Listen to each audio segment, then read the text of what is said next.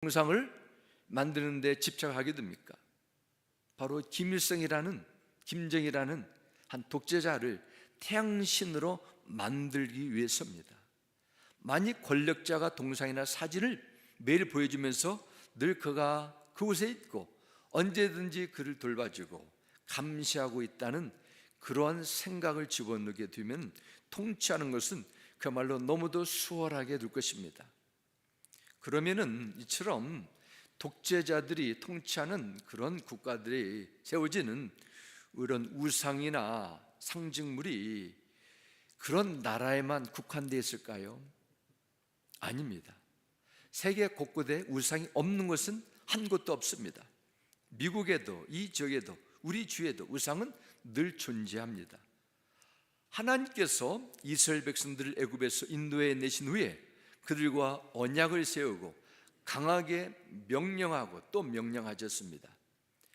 하나님께서 절대로 너희들은 애굽에서 살던 그런 바로 왕이 그 세웠던 그런 우상 따라 만들지 말고 이 명령을 지키는 자에게는 복을 주고 지키지 않으면 그에 맞는 책임을 요구하겠다, 이렇게 말씀하셨습니다. 레위기 19장 4절의 말씀이 있습니다.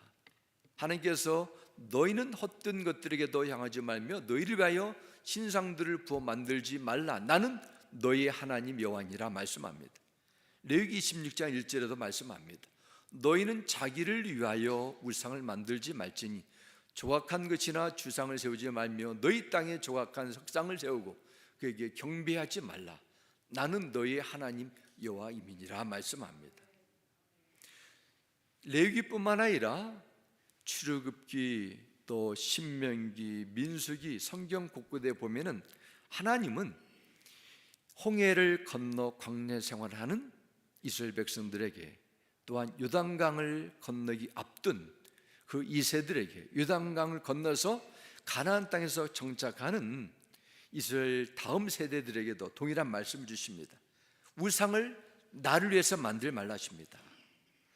그 조각한 것이 우리를 주상이나 석상이나 조각한 돌을 세우지 말라 하시는데 그 이유는 바로 나야말로 참 살아있는 하나님이기 때문입니다. 그럼에도 사람들은 왜 계속해서 우상을 만드는가? 그렇게 하나님께서는 축복과 저주를 말씀하셨는데도 왜 우상에 빠지는가? 크게 두 가지로 나오겠습니다. 첫 번째는 사람들이 가지고 있는 욕심과 두려움 때문에 우상을 만드는 것입니다. 우상을 만들어 신처럼 받드는 일은 사람들의 이기적이고 탐욕적인 마음을 보여준다 할 수 있습니다. 이스라엘 백성들이 애굽에 살면서 스핑크스 같은 그런 거대한 우상들을 봤습니다. 그리고 나일강의 풍요를 상징하는 금송아지도 봤습니다. 나일강에서 흐르는 그런 넘치는 물로 농사를 짓던 애굽 땅에서는 힘이 센 황소를 수호신처럼 받들였습니다. 그리고 출애굽기 32장 1절에 보면 그 나일강에서 그들이 보았던, 그들이 상상하고 기억했던 금송아지를 만들어져라는 이스라엘 백성들에게 32장 1절에 기록합니다.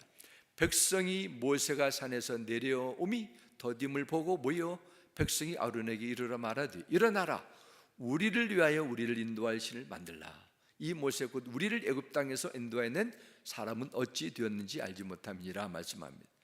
우리를 위해서, 우리를 인도할, 그렇지, 광야 생활하면서 두려움과 어떻게 살 바를 알지 못하는 그들의 연약함을 인식하면서 우상을 생각하는 겁니다. 자신들의 이득을 위해서 금을 모아서 우상을 만든 것입니다. 어떻게 이스라엘 민족들이 애굽에서 노예 생활했는데 금과 은을 가졌을까요? 그래서 하나님께서 금과 은을 주셔가지고 하나님의 성막을 건축하기 위한 의도와 목적이 있었는데 잘못 쓴 것입니다. 자신들의 욕심과 앞날에 대한 두려워하는 마음이 금송아지를 만들게 된 것입니다.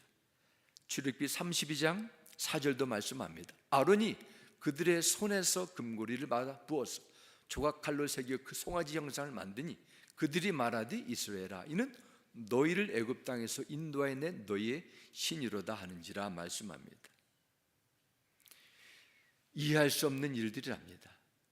하나님의 10가지 재앙을 통해서 애굽 땅에서 기적적인 구원의 역사를 체험하고, 앞을 가로막았던 홍해 바다가 갈라지고 마른 땅이 펼쳐지는 것을 경험하고, 하나님의 능력으로 자신들을 죽이기 위해서 죽이려는 애굽 군대를 몰살하는 그 구원에 하나님께서 이루시는 일들을 무시 체험하면서도 낮에는 구름기둥으로 밤에는 불기둥으로 매일매일 만나와 메추라기 공급하시는 하나님의 신실하심을 체험하면서도 금송아지를 만들어 어처구니 없는 말하게 됩니다. 광야에 살면서 애굽에서 정죄했던 자신을 구원한 하나님을 버리고 금송아지가 우리를 구원한 참 신이라 말합니다. 무엇 때문에 그럴까요? 우상을 만드는 배경에는 자신에 대한 집착, 이 세상의 것을 끝까지 붙들고 놓칠 것을 두려워하는 그런 마음이 영적인 판단력을 흐리게 하는 것입니다.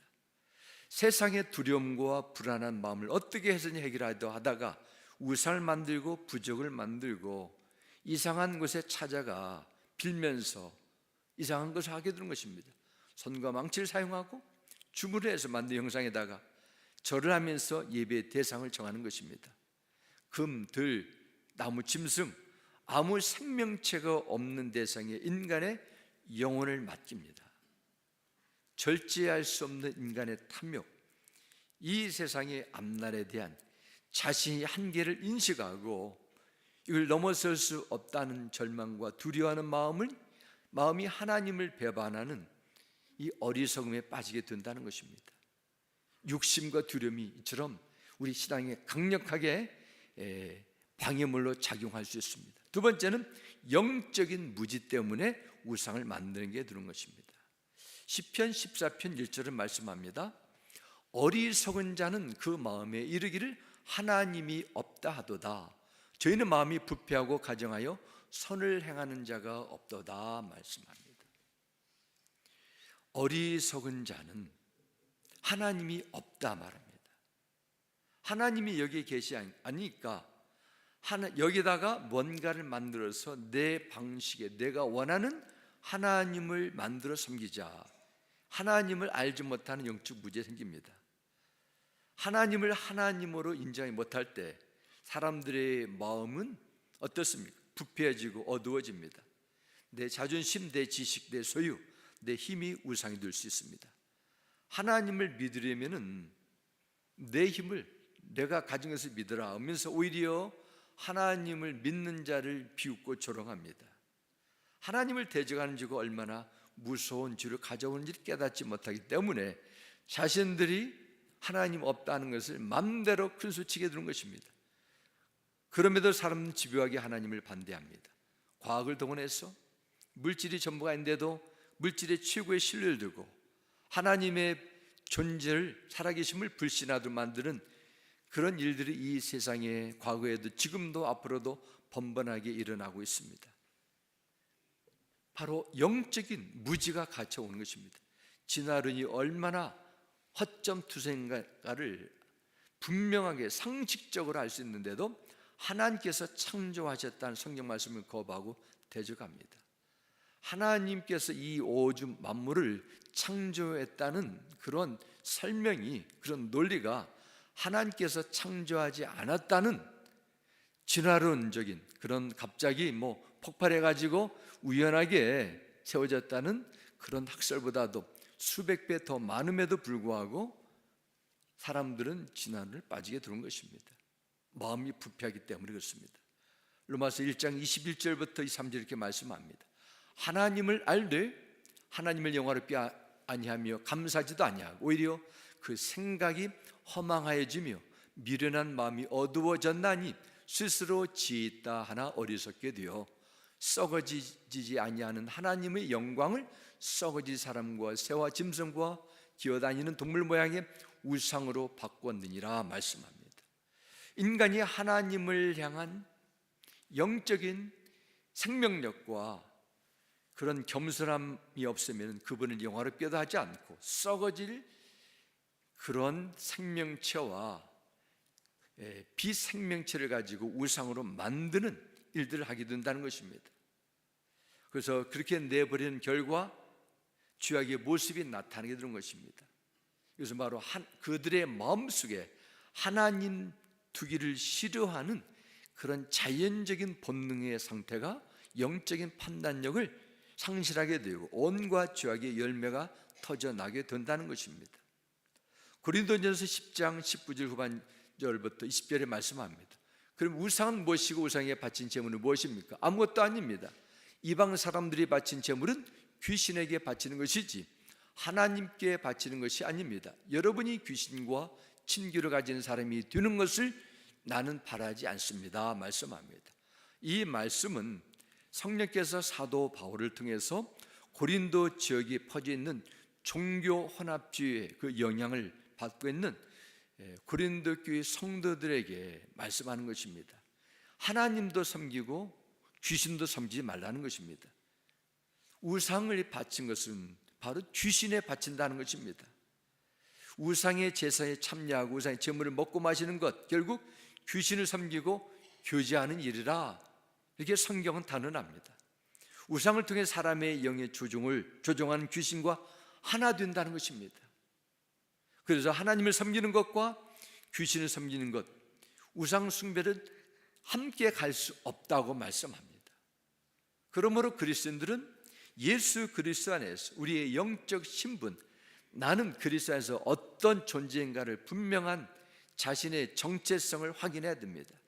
한 나라의 고유의 전통, 문화, 풍습이라는 명목을 가지고 우상을 따르는 그런 죄에 빠지면 안 된다는 것입니다. 우리가 귀신을 섬기는 겁니다. 귀신을. 영적 분별력을 가져야 돼요.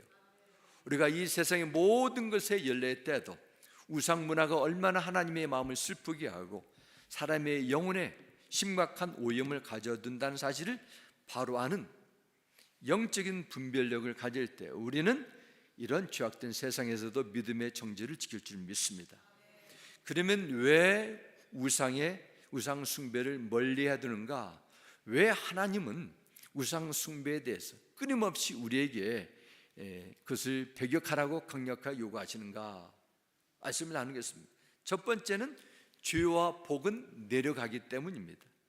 성경 말씀 보면 하나님께서 다른 죄악에 대해서는 용서하고 회복의 기회를 넓게 두시는데 우상 숭배에 대해서는 정말로 엄격하게 배격하신 것을 보게 됩니다.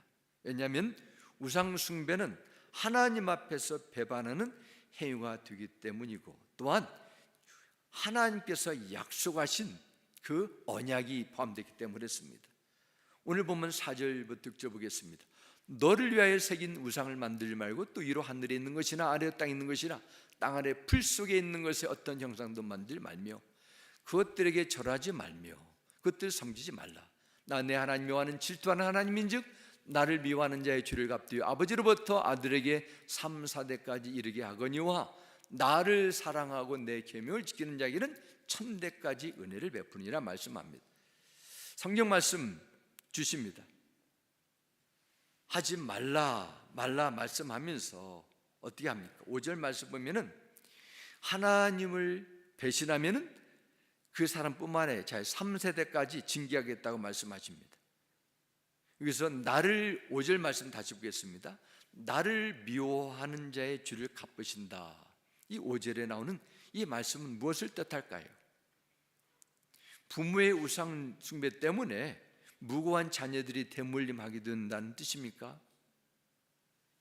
부모의 죄와 상관없는 자녀들이 애매하게 억울하게 대가를 치를 것이라는 것일까요? 저는 그것이 아니라고 믿습니다. 모든 사람은 자란 환경과 성장 과정에 영향을 받을 수밖에 없어요. 자녀들은 부모를 보고 말하며 들으며 습관을 터득하고 더 나아가서 신앙을 배우게 됩니다. 부모가 우상을 숭배하는 환경에 자라게 되면 자녀도 우상에 빠질 그 확률, 가능성이 훨씬 더 높다는 것입니다. 부모들부터 보면서 물려받은 죄의 습관, 우상 숭배하는 전통은 3대, 4대 이후에도 후손들이 보고 따라하기 때문에 그 자녀들의 영적인 상태까지도 온전치 못할 수도 있다 경고해 주는 말씀입니다. 부모가 잘못된 신앙을 가졌다면 자녀를 따라할 수 있다는 것입니다. 부모가 자녀 앞에 하나님을 조롱하고 교회를 비판하고 조롱한다면 자녀들 성장해서 의식적으로 무의식적으로 신앙생활, 교회 생활에 대해서 부정적인 영향을 받을 수 있다는 것입니다. 반대로 부모가 하나님께 온전한 예배를 드리고 하나님을 존중하며 하나님을 사랑을 하는 신앙을 가진다면 그것을 보는 자녀들도 주님을 예배하는 그 확률이 훨씬 많은 것입니다. 그 개런티는 못합니다. 내 신앙은 내가 지키는 것이기도 하지만은 그런 선한 영향력을 받을 수 있는 가능성이 많은 거 확실합니다. 저는 다양한 신앙 간증을 읽으면서 많은 은혜를 받습니다. 간증 가운데 공통점으로 나는 구절이 있습니다. 나는 어리석고 나는 영적으로 무지하고 나는 죄악 가운데 빠졌지만 어머니 아버지의 신실한 교회 생활, 기도 생활을 보면서 자신의 신앙이 돌아오고 틀을 바로 세웠다는 것입니다. 어머니 아버지가 배움도 부족했고 가난하고 힘든 생활을 했지만 믿음을 잃지 않고 오히려 더 힘든 사람을 베풀고 돌보는 신앙을 보면서 나는 이렇게 믿음을 생활하고 나는 이렇게 세상을 살아야 되겠다, 이것을 배웠다는 그런 간증문을 여러 번 읽은 적이 있습니다. 부모가 말로 하지 않고 삶을 통해서 신앙을 통해서 자녀들의 믿음 생활에 오래 영향을 줄 수 있거라를 배우게 됩니다. 하나님은 약속하셨어요. 우상을 숭배하지 않고 하나님만 사랑하는 자들 인생뿐만 아니라 후세대의 앞날도 내가 끝까지 책임져 주시겠다. 언제까지? 1000대까지 은혜 베푸느니라 말씀합니다. 하나님께서 은혜를 계속 주시겠다는 것입니다. 여러분, 다윗 왕과 이스라엘의 3대 왕인 솔로몬 왕과 차이를 아십니까? 다윗은 전심으로 하나님을 쫓는 사람이었습니다. 솔로몬은 하나님을 쫓았지만은 한쪽에는 다른 대상을 쫓았습니다.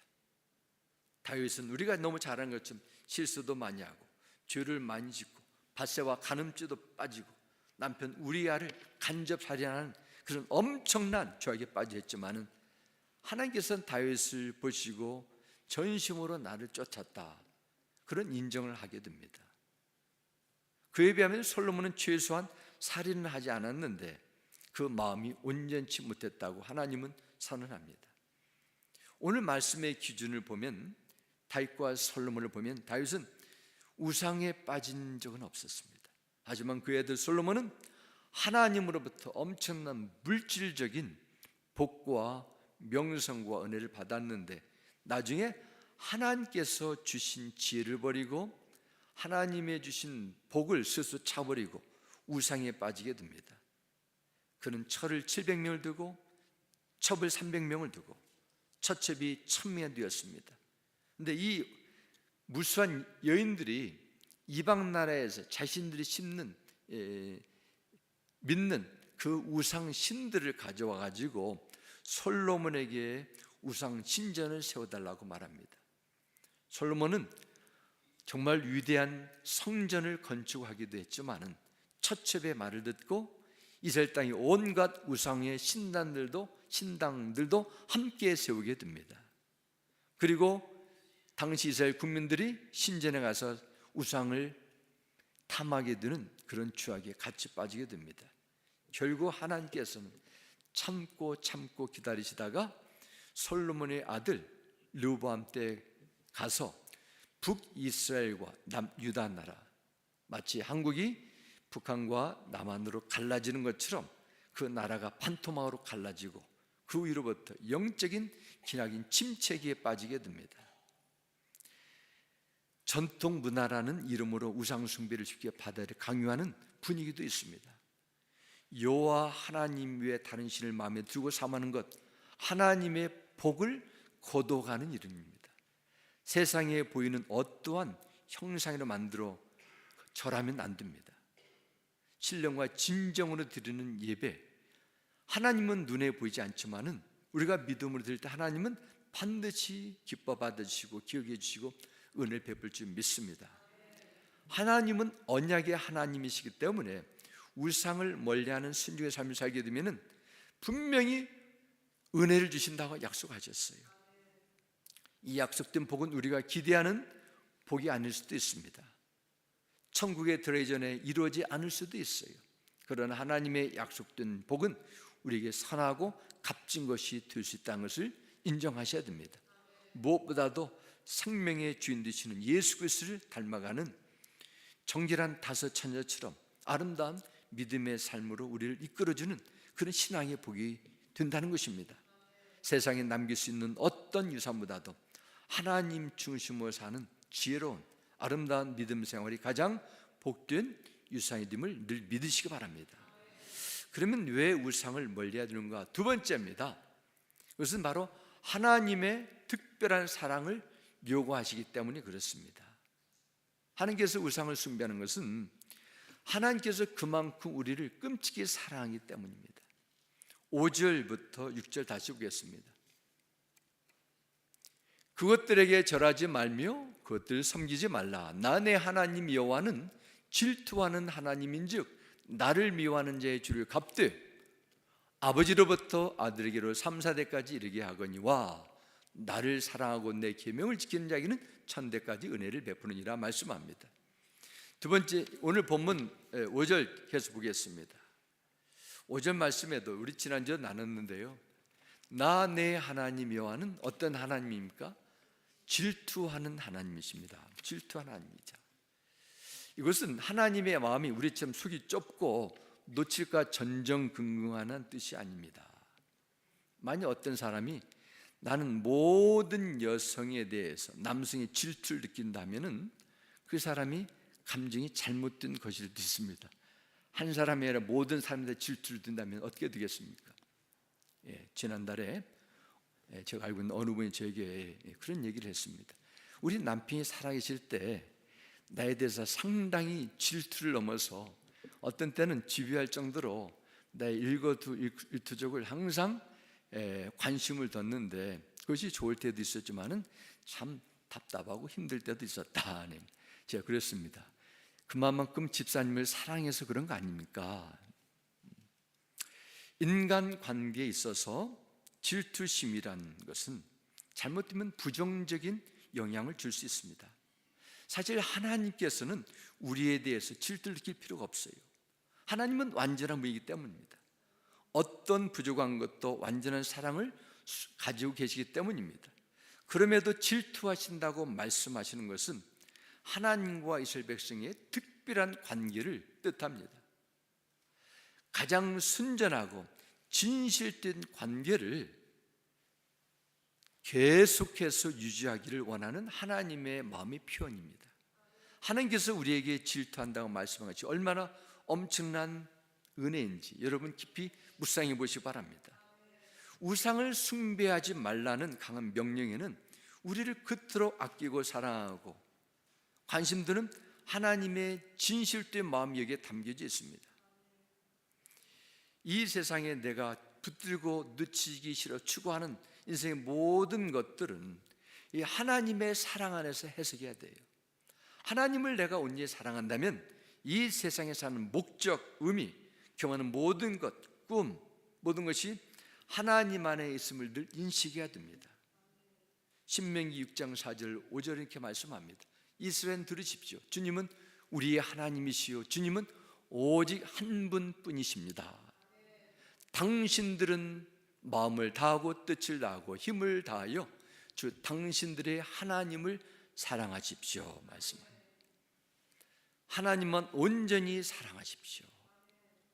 단순히 사랑이 아니라 마음을 다 쏟아붓고 의지를 동원해서 내 모든 것을 더해서 하나님을 사랑하랍니다. 하나님을 인격적으로 대하는 마음이 담겨져 있습니다. 이스라엘 백성들은 애굽에서 건진받는 구원의 경험을 특별히 체험했습니다. 이스라엘 모든 것을 통치하신 유일한 하나님이 그들을 끝까지 사랑하셨습니다. 우리에게도 마찬가지입니다. 어떤 사랑이 있습니까? 요한일서 4장 9절을 말씀합니다. 하나님의 사랑이 우리에게 이렇게 드러났으니 곧 하나님이 자기 유아들을 세상에 보내주셔서 우리로 하여금 그로 말미암아 살게 해주신 것입니다 말씀합니다. 예수 그리스도 안에 있는 하나님의 사랑이 있습니다. 하나님은 예수 그리스도를 하늘에서 이 땅에 보내주시고 십자가의 죄와 저주의 값을 대신 지실 수 있도록 허락하실 정도로 사랑하셨습니다. 사랑하는 외아들 예수 그리스도를 처절한 죽음에 내맡기기까지 사랑하셨습니다. 우리는 죄이지만은 하나님께서 먼저 사랑으로 작정하시고 모든 죄를 십자가를 보시면서 용서해 주셨습니다. 그리고 우리가 처할 죽음의 자리에서 영원한 생명의 자리로 우리를 옮겨주시고 우리에게 자유함을 주셨습니다. 성령으로 함께 하셨습니다. 이러한 하나님께서 우리를 향한 기대, 사랑이 깊이를 안다면 우리는 자원적으로 하나님을 힘을 다해 의지를 다해서 마음을 다해서 사랑하라는 것입니다. 하나님의 억지적인 강요가 아닙니다. 그런 사랑을 주신 분이 살려고 하는 것은 너무나 당연할 것입니다. 만약 하나님께서 그런 사랑으로 우리를 참고 기다리지 않으셨더라면 이곳에 하나님 앞에 나올 자는 한 사람도 없을 것입니다. 하나님을 다 떠났을 거예요. 하나님은 끊임없는 사랑으로 늘 우리가 떠나는 무너지는 우리를 붙들어 주시고 다시 세워주시고 기다려 주신 것입니다. 그러므로 우리는 이 하나님의 특별한 사랑을 받음으로 이 특별한 사랑을 그분께 내어드리라, 이게 하나님께서 명령하신 것입니다. 그렇다면 우리에게 이 말씀은 어떻게 적용할까요? 우리에게 있는 우상은 무엇입니까? 중국이나 태국, 일본, 한국 같은 동양 나라를 방문하고 관광지를 가게 보면은 초대형 불상 같은 것을 보게 됩니다. 왜 많은 크리스천들이 그 불상을 보려고 비행기를 타고 돈을 들이는지 저는 어떤 때 이해할 수 없습니다. 아무튼 그렇게 동양 곳곳에 불상들이 많은 것을 목격하게 됩니다. 그러나 미국과 유럽 같은 서양 나라 보면 대부분 실제 물체를 숭배하거나 예배하지는 않는 것 같습니다. 그러면은 우리는 우상 숭배를 하지 않는다, 일개명에서 자유롭다, 이렇게 말할 수 있을까요? 그렇지 않습니다. 오히려 더 보이지 않게 철저하게 우상에 빠질 수 있어요. 오늘을 사는 현대인들은 눈으로 볼 수 있는 대상을 우상으로, 신으로 섬기지 않습니다. 대신 자신을 신처럼, 하나님처럼 우상시할 수 있어요. 안타깝게도 우리는 하나님을 예배하고 의지하는 것을 가볍게 여기나 무시하면서 자신의 잠재력을 더 강조하고 자신의 욕망을 더 성취하려는 이런 포스마른 이 시대에 살고 있습니다. 우리는 우리의 삶을 스스로 선택하고 마음만 먹으면 통제할 수 있다는 달콤한 소리에 점점 세뇌되어 가고 뉴 에이지라고 말하는 그런 주장처럼 우리 모두에게는 신적인 초능력적인 잠재력을 가진 존재이기 때문에 우리는 우리 안에서 이런 신적인 힘을 발견해서 꺼내서 마음껏 사용하라, 그렇게 주장하는 이 문화 속에 노출되어 있습니다. 그러면 우리에게 강력하게 찾아오는 우상은 어떤 것일까요? 에베소서 5장 3절과 5절은 말씀합니다. 음행이나 온갖 더러운 행위나 탐욕은 그 이름조차도 여러분의 입에서 담지 마십시오. 그렇게 하는 것이 성도에게 합당합니다. 여러분은 이것을 확실히 알아두십시오. 음행하는 자나 행실이 더러운 자나 탐욕을 부린 자는 뭐예요? 우상 숭배자여서 그리스도와 하나님의 나라를 상속받을 목이 없습니다, 기록합니다. 에베소서 5장은 우리에게 우상 숭배가 어떤 형태로 찾아오는가에 대해서 좀 더 구체적으로 말씀합니다. 하나님을 기쁘시게 하는 것보다 내 마음속 깊은 곳에 있는 욕망을 채우고 나의 필요를 충족시키기 위해서 그것을 내 삶의 최우선순위로 두고 내 마음을 더 사랑하고 나를 더 즐거워하게 되는 대상이 있다면 그것은 우상을 숭배한다는 것입니다. 1세기의 초대교회 성도들은 에베소에 세워진 아데미 신전처럼 그런 거대한 신상, 천사 숭배, 황제, 로마 황제를 신처럼 섬겼던 이단들과의 싸움이 있었다면 21세기의 극도의 자본주의 시대에 사는 성도들이 맞서 싸워야 될 가장 강력한 우상은 무엇입니까? 어떤 우상을 하나님처럼 섬길 수 있을까요? 바로 물질입니다. 물질. 예수님은 마태복음 6장 24절 이렇게 말씀합니다. 한 사람이 두 주인을 섬기지 못할 것이니 너희가 하나님과 재물을 겸하여 섬기지 못하느니라 말씀합니다. 그래서 재물이라고 번역하는 것은 이 영어로 보면 God and Mammon이라 하죠. 만문이랍니다. 만문. 원래 뜻은 나를 믿는다는 것입니다. 나를 믿는다. 하나님도 믿고 내가 믿는 대상도 같이 믿는다는 것입니다. 돈이라는 것은 신성한 노동의 대가가 되고 삶을 정상적으로 영위하기 위해서 필요한 통화의 수단이 되어야 됩니다. 돈은 절대로 나쁜 것은 아닙니다. 정말 절실히 필요하고 유용하게 쓰도록 주신 하나님의 은혜의 증거 가운데 하나입니다. 그러나 돈이 인격체로 탈바꿈돼서 신이 되었습니다. 내가 섬기는 재산이 된 것입니다. 종교 개혁자 마틴 루터는 이런 경고를 하고 있습니다. 지금 당신의 마음에 두고 있고 의지하는 것이 바로 당신의 하나님입니다. 다시 말씀드리면 우리가 내 마음속으로 하나님보다 더 생각하고 더 좋아하고 소중하고 의지하는 것이 있다면 그것이 하나님이라는 것입니다. 오늘날의 현실은 하나님과의 돈신과 돈 하나님과의 싸움입니다. 요한일서 5장 21절 말씀합니다. 사랑하는 자녀들이여, 그러니 여러분의 마음속에 하나님의 자리를 차지한 우상이 있거든 곧 그것을 없애 버리십시오 말씀합니다. 하나님께서 통치해야 될 그 자리에 차지할 대상이 있다면 그것은 바로 우상이라는 것입니다. 우상은 한 나라의 사람들이 만들어낸 조각품뿐만이 아닙니다. 여러분과 저의 마음속에 하나님 자리를 차지하는 대상이 우상이 될 수 있다고 성경 분명히 우리에게 말씀합니다. 디모데전서 6장 10절은 말씀합니다. 돈을 사랑함이 일만하게 뿌리가 되나니 이것을 탐내는 자들은 미혹을 받아 믿음에서 떠나 많은 근심으로써 자기를 찔렀도다 말씀합니다. 뉴스를 통해서 크고 작은 사고에 돈과 연관이 되지 않은 것이 거의 없습니다. 정치도 다 돈과 연관이 됐습니다. 돈 때문에 목숨을 빼앗고 배신하고 미래의 꿈을 포기하고 절망하며 살아갑니다. 돈이 이 세상에 없어서는 안 될 중요한 삶의 도구이기 때문에 돈은 열심히 일해서 벌고 잘 관리해야 됩니다. 그러나 이것이 삶의 목적이 되거나 하나님보다 더 사랑하고 의지하는 대상이 되면은 우상이 되기 때문에 안 된다는 것입니다. 그러면 우리 안에 있는 우상 어떻게 제거할 수 있어요? 가장 먼저 하나님만 예배하며 말씀을 듣고 순종하는 것입니다. 오늘 말씀처럼 내가 하나님도 예배하고 돈도 하나님으로 여겼구나, 말씀을 때 배우는 것입니다. 이스라엘 백성들이 하나님을 따라 풍요를 얻기 위해 비를 내리는 신, 풍년을 주는 신 발과 아세라 신상을 섬기는 다양한 우상이 빠졌습니다. 그러다가 하나님의 심판으로 풍지박산됐습니다. 바벨론 포로 생활됐습니다. 이때 하나님은 이사야 선지자를 통해서 이스라엘 백성들에게 구원과 회복을 약속해 주시면서 이사야 55장 2절과 3절을 말씀 주십니다. 너희가 어찌하여 양치가 아닌 것을 위하여 은을 달아주며 배부르게 하지 아니 못할 것을 위하여 수고하느냐? 내게 듣고 들을지어다.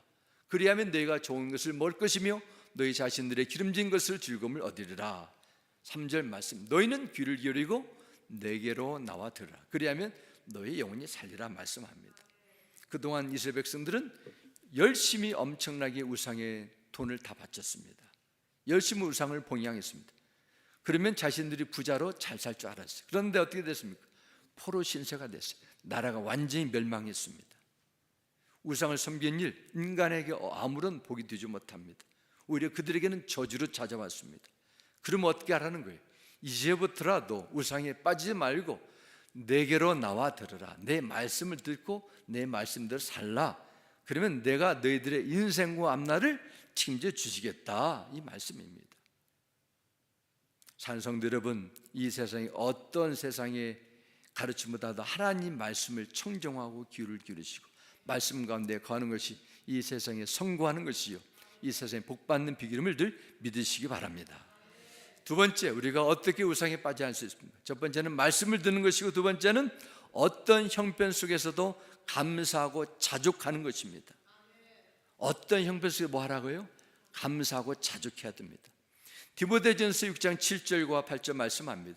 우리가 세상에 아무것도 가지고 온 것이 없음에 또한 아무것도 가지고 가지 못하리니 우리가 먹을 것과 입을 것이 있은즉 족한 줄로 알 것이니라 말씀합니다. 하나님보다 더 아끼고 사랑하는 대상을 멀리하고 마음을 다하고 뜻을 다하고 힘을 다해 하나님을 사랑할 이유가 있습니다. 하나님 말씀대로 따라가고 또한 어떤 형편 속에서도 우리가 감사하며 만족하는 것입니다. 왜냐? 우리는 이 세상이 예전 끝나면 다 아무것도 가지 못하고 우리의 몸도 사라지고 우리의 영혼만 주님께 쓰기 때문에 몇 년, 몇십 년 좀 더 가졌다 해가지고 잘할 것도 아니고 덜 가졌다 해가지고 힘들고 실패했다, 그렇게 자신을 학대할 필요도 없습니다. 그냥 자족한다는 것입니다. 빌립보서 4장 11절 13절 말씀합니다. 어떤 형편 속에서든지 나는 자족하기를 배웠노라. 나는 비천에 처할 줄도 알고 풍부에 처할 줄도 알아. 모든 일, 곧 배부름과 배고픔과 풍부와 궁핍에도 처할 줄 아는 일체의 비결을 배웠노라. 내게 능력 주시는 자 안에서 내가 모든 것을 할 수 있느니라 말씀합니다. 사도 바울은 자족의 능력을 주신 주님 안으로 나는 모든 것을 감당할 수 있다는 것입니다. 우리가 좀 전에 찬양 부르지 않습니까? 초가 삼칸에도 궁절에도 내 마음이 주님인 것이 하나님다 했습니다. 하나님의 복을 경험하고 어떤 형편에서 감사할 수 있다면 우리는 우상에 빠지지 않습니다. 조금만 더 하고 비교하며 경쟁하며 욕심을 부리다 보니까 내가 돈이 세상이 우상이 되는 것입니다. 여러분이 오직 하나님만 사랑할 수 있다면 여러분의 가진 것, 오히려 넘치고 넘친 것이라는 것을 인정할 수 있다면 여러분은 죄와 유혹의 우상의 습관에서 우리는 이겨낼 수 있음을 믿으시기 바랍니다. 5,000년 한국 역사상 가장 풍요로운, 가장 물질적인 넉넉함을 살 수 있는 이 시대에 있지만은 가장 가난하고 가장 없다고 여기는 그런 너무도 이해할 수 없는 그런 자들이 많은 시대가 또 이 시대가 아니라 생각합니다. 우리는 이미 넘은 것을 받았어요. 평생을 살아도 쓰지 못할 정도로 이미 다 가지고 있는데도 우리의 두려움과 우리의 탐욕이, 하나님을 향한 불신앙이 우리를 우상에 빠지게 된다는 것입니다. 사랑하는 성도 여러분, 모든 죄의 욕심에 넘어지지 않고 하나님을 기쁘시게 하는 구별된 삶을 원하십니까? 그렇다면은 여러분의 마음이, 여러분의 생각이 하나님 앞에 온전히 들을 수 있도록 성령님의 도움을 구하시기 바랍니다. 하나님의 사랑을, 예수 그리스도 안에 있는 그 은혜를 깊이 알도록 성령님의 은혜를 사모하시기 바랍니다. 여러분의 남겨진 인생이 하나님의 영광을 위해 쓰임받도록 결단하시고 그 길을 선택하시기 바랍니다. 하나님께서 여러분의 삶을 선하고 온전한 길로 인도해 주실 것입니다. 한 주간도 우리 주위에 널려있는 우상의 올무를 깨뜨리시고 주시는 잠든 안식과 감사와 기쁨이 넘치는 천국이 여러분의 마음에 가정이 임하길 주의 이름으로 축원합니다. 우리 함께 기도하겠습니다. 아버지 하나님, 하나님께서 그토록 우리를 사랑하셨는데 우리는 너무도 허무하고 안개처럼 다 사라질 거기에 우리의 마음과 생각이 온 열심히 빠지지 않았습니까? 우리 안에 있는 우상을 성령의 불로 태워주시고 예수의 보혈로 새롭게 하여 주셔서 가장 영원한 것, 가장 온전한 것, 하나님이 가장 기뻐하시는 것을 위해서 우리의 몸을 거룩한 산자서 드리게 하여 주옵소서. 우리 구주 예수님의 이름으로 기도드렸습니다. 아멘.